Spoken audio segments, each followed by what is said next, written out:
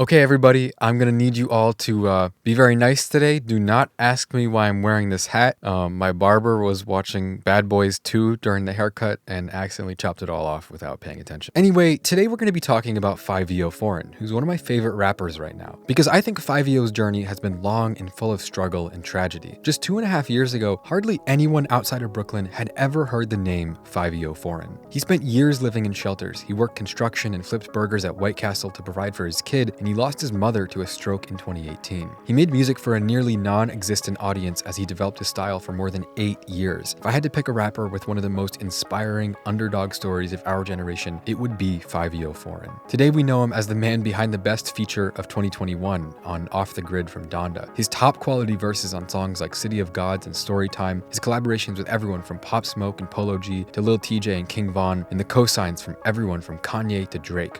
If anyone's gonna bring Brooklyn drill to the mainstream, it's Fivio Foreign. So let's take a closer look at how Fivio Foreign became who he is today, and of course, the way he tells stories in a way we can all learn from as artists and people. This is the story of Fivio Foreign.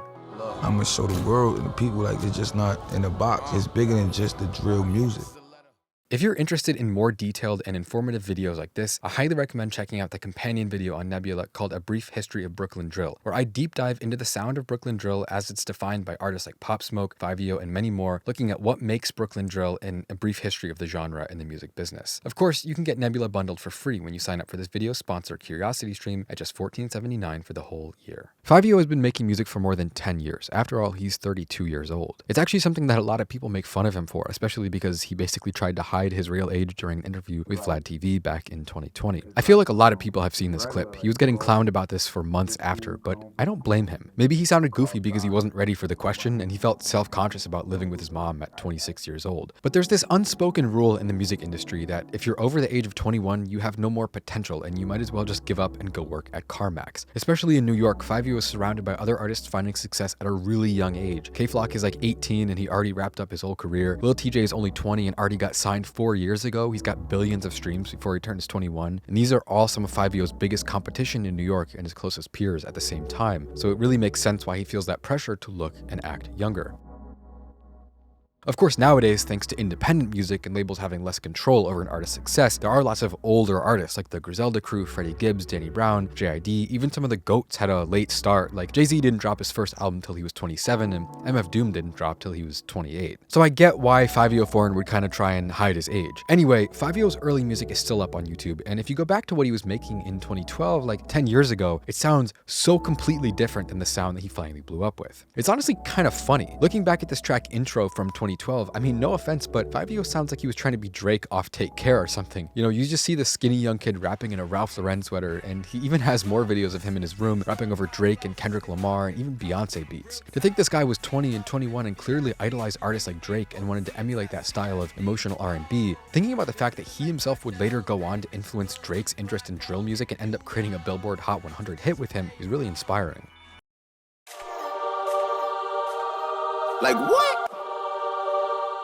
But like I've said already, Fivio's path to success was far from easy. The timeline of his career and life from before Big Drip isn't exactly public knowledge because he wasn't in the public eye, but if you do want to know a little more about Fivio's past in Brooklyn, the kind people over at the NY State of Mind subreddit have been able to produce some interesting arrest documents from over the years. But I'm going to leave that research up to you if you're interested, because instead it's time to talk about the music.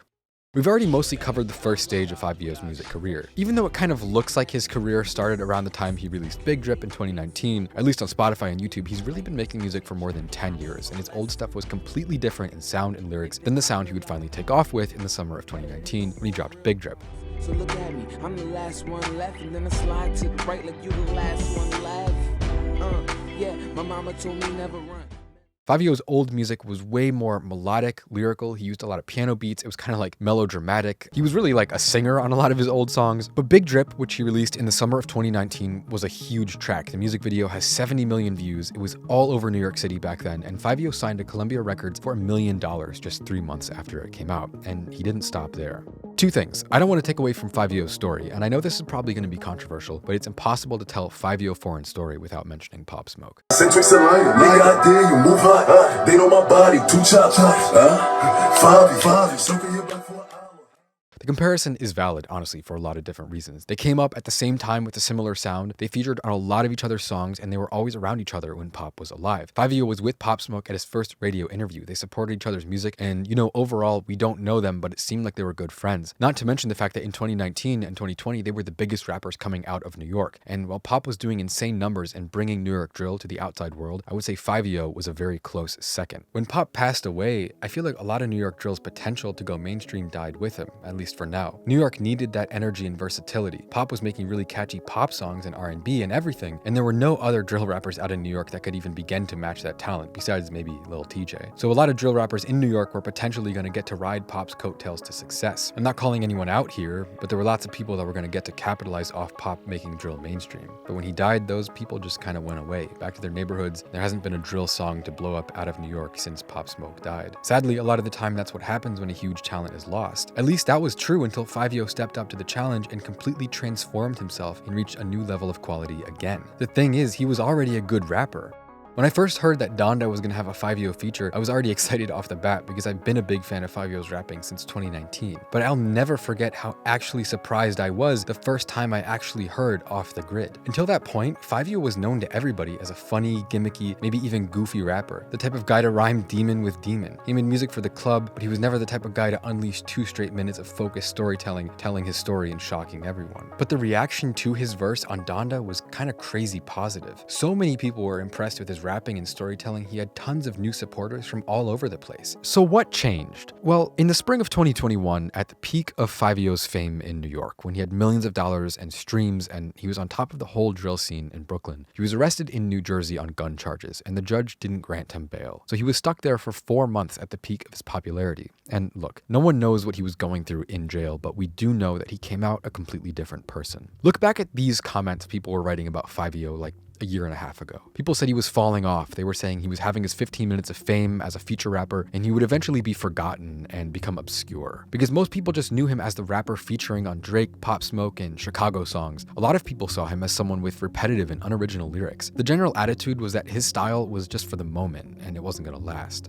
But on July 15th, 2021, one day after he got out of jail, Fivio went on Hot 97 and did a freestyle that completely flipped people's opinions on him. His Funk Flex freestyle was full of sharp, meaningful bars, and you can literally go online and see how 1 minute people were saying Fivio Foreign was a gimmicky feature artist, and the next they were saying Fivio Foreign must have been reading books in jail and all that type of stuff. But the best was still yet to come, and the hype train for Fivio's new era really started taking off when he appeared in the room next to Kanye while live streaming preparing for the Donda show at Mercedes-Benz Stadium in Atlanta. And I still remember my reaction. I was listening to Off the Grid for the first time and I heard that beat switch from Cardi's verse to the drill drums just before Fivio started rapping with a hunger I had never heard before.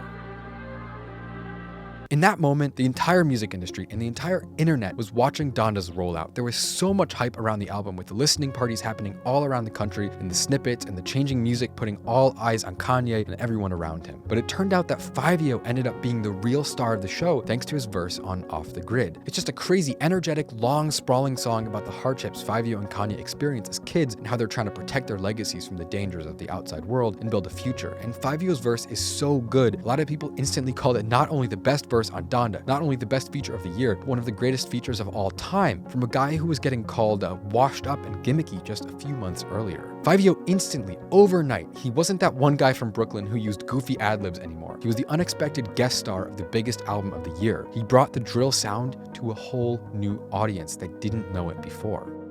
And over the next few months, Fivio kept on riding that wave from the success of Donda. He dropped Storytime and the Squeeze freestyle, 2 tracks to keep up the hype, and people's opinions of him were really starting to change overnight. It went from this guy's not gonna last to damn, he's really putting in the work, as Fivio started writing verses that were still drill, but had more and more storytelling and meaning to the point where people just couldn't ignore how good they were.